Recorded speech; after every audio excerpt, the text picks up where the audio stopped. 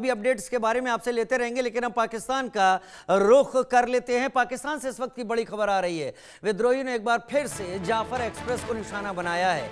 2 ट्रेनों को बम से उड़ाने की कोशिश की गई है। पाकिस्तान में बलूचिस्तान में यह हमला हुआ है।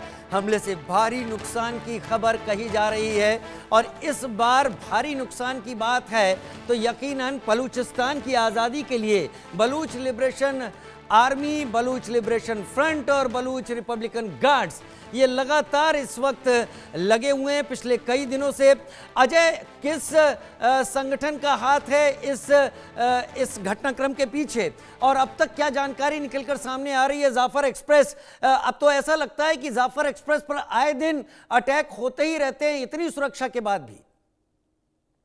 देखिए, बिल्कुल आप राजीव जो है वो ठीक कह रहे हैं। और जिस तरीके से ये हुआ है, अगर आपको डिटेल की बात करूं तो जो जानकारियां हैं उसके मुताबिक जाफर एक्सप्रेस जो है वो उस पर जो है वो बताया जा रहा है कि एक बार फिर से बलूचिस्तान में जो है वो हमले की खबर आ रही है।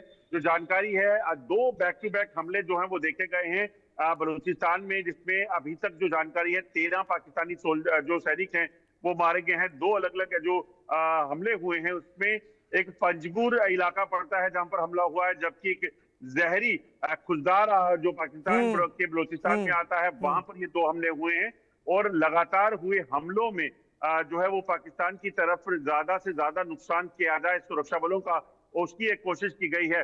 जो जानकारी है उसके मुताबिक जाफर एक्सप्रेस को जो है एक में निशाना बनाया गया है, जिसमें जाफर एक्सप्रेस जो है वो एक बार फिर हमले का शिकार हुई है। जैसे आपने कहा, ये 5वां हमला है। अगर ये जो खबर है उसके माने तो 5वां हमला है पिछले कुछ महीनों में जो जाफर एक्सप्रेस पर किया गया है। और ऐसा लगता है कि जाफर एक्सप्रेस जो कि एक बड़ी प्रीमियम ट्रेन जो है वो पाकिस्तान की मानी जाती है, जिसमें पाकिस्तानी सेना के अफसर, जवान और जो सुरक्षाकर्मी के साथ साथ जो एडमिनिस्ट्रेशन के लोग हैं, सरकार के लोग हैं, वो सफर करते हैं, उसे बलूचिस्तान में जो पेटा से पेशावर चलती है उसे एक बार फिर से बलूचिस्तान में निशाना बनाया गया है। बहुत धन्यवाद मेरे साथ जुड़ने के लिए अजय जांडियाल, इस जानकारी के साथ।